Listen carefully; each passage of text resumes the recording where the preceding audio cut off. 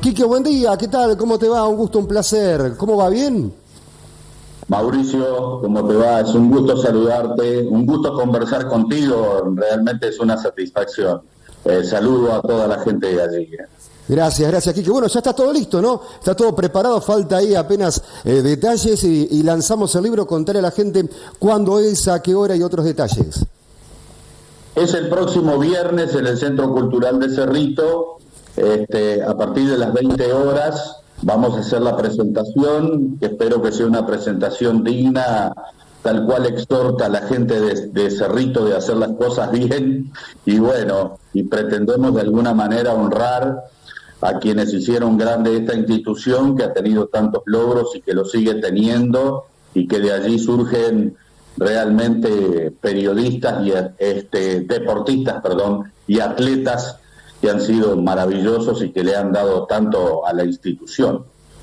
Un siglo de vida no es poca cosa, digo, más el hecho de tener la posibilidad de indagar en la historia de los clubes de nuestra zona, de nuestra región. ¿Cómo fue tu experiencia? ¿Hubo allí algunos inconvenientes a la hora de indagar en datos muy de atrás en el tiempo? ¿Hubo posibilidades de encontrar con material muy rico? Imagino que sí. Contanos un poco cómo fue esa historia de ir detrás de los 102 años o un siglo de vida de Unión Agrarios.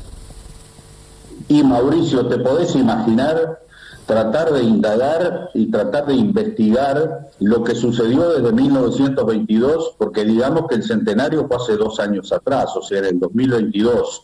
Bueno, llegamos medio tarde, pero igual cumplimentamos lo que significa la historia de los 100 años. Y te podés imaginar que en 1922, un poco más adelante también, pongámosle 1930, 1940, ni siquiera fotografías ahí, porque no había, naturalmente porque no había.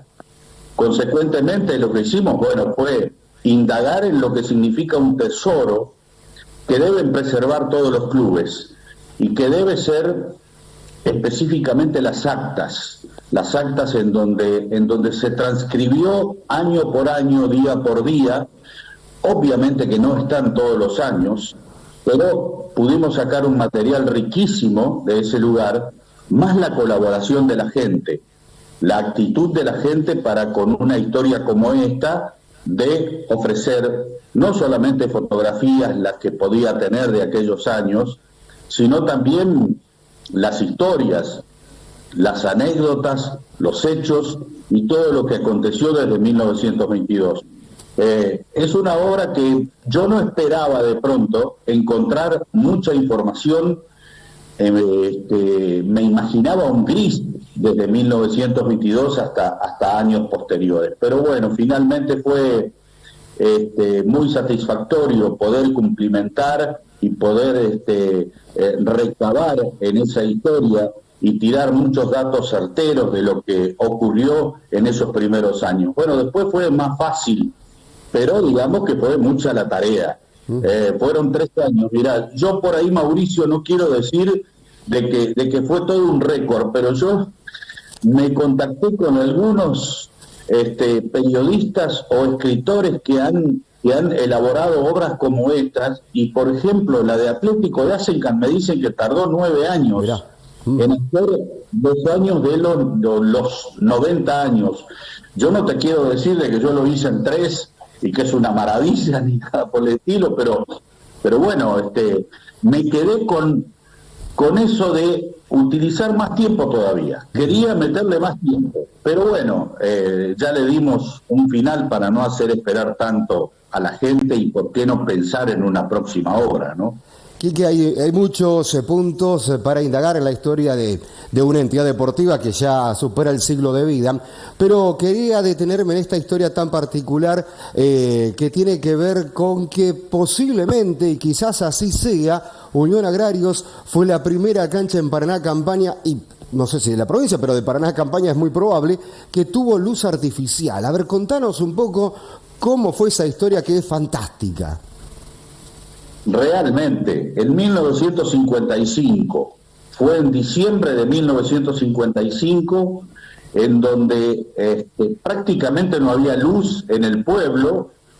había un generador, pero que no se utilizaba, digamos, para toda la localidad.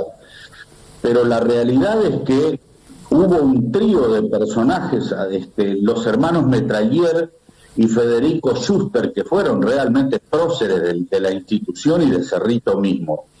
Y ellos, un buen día se reunieron.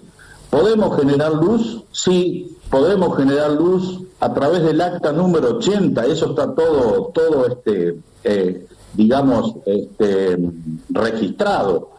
En el acta número 80 dice que van a iluminar la cancha. Cuando la gente de la localidad y de las colonias se enteró de que iban a iluminar la cancha, directamente los trataron de locos, claro, porque no había luz en el pueblo. Y ese trío de locos, que era un trío de genios, realmente, inauguraron la luz artificial, por lo menos la primera de Paraná Campaña. Yo no sé en otras localidades, o sea, no encontré datos de otros lugares en donde haya iluminación artificial, donde se haya creado iluminación artificial, y finalmente lo hicieron.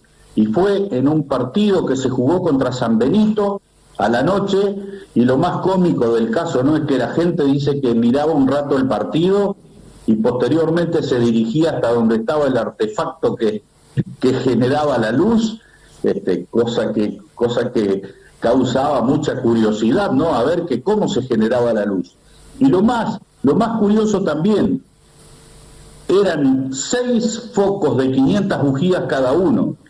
Si alguien tiene idea respecto de lo que significa esto, que sabe un poco de electricidad, digamos, yo te diría que era una buena luz, como me dijo uno de los hombres que trabajó esa noche, que yo le hice una nota, y que dice que era muy buena la luz. Entonces, más mérito todavía tiene de aquella tremenda historia. Y no fue la primera del interior de la provincia.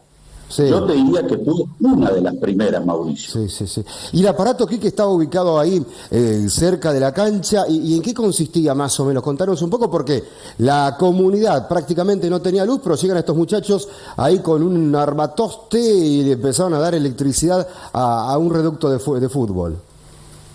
Sí, estaba ubicado a pocos metros de la cancha, digamos así unos 40 metros aproximadamente. Habían instalado un motor a vapor con una dínamo. Ahí está. Esa dínamo era de una vieja fábrica de palma que había en Cerrito, palma de la palma Caranday, que se juntaba en esos tiempos, que venían los carros a la fábrica esa, y que allí se procesaba, como que servía, y bueno, la dínamo esa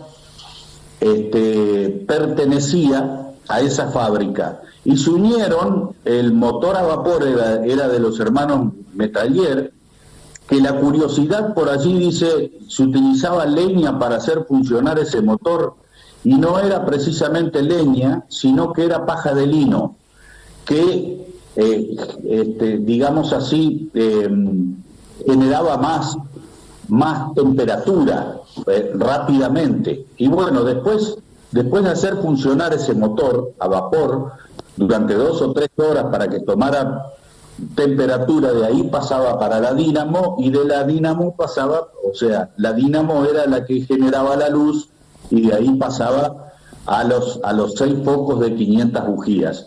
Era una obra de ingeniería en esa época, era algo maravilloso, y bueno, y lo lograron y siguieron durante un tiempo largo hasta que vino la luz eléctrica al pueblo, y ya fue una cosa diferente, ¿no? Quique, la cancha de Unión Agrario no estuvo siempre en el lugar donde está ahora. ¿Dónde estuvo antes?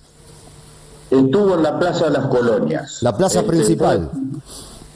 La plaza principal, en donde hoy se encuentra el centro cultural, en donde vamos a presentar el libro, y el anfiteatro. Es allí, una plaza muy grande, vos la conocés perfectamente, Mauricio, es una plaza muy grande. Y la mitad de la plaza actual estaba ocupada erróneamente por Unión Agrarios. Entonces hubo que sacarlo de allí. También fue una obra fantástica, porque el grupo de dirigentes fue obligado directamente y con razón, a ver, la lógica, Mauricio, ¿cómo va a haber un club de fútbol en una plaza central de un pueblo, de una ciudad? Imposible, había que sacarla.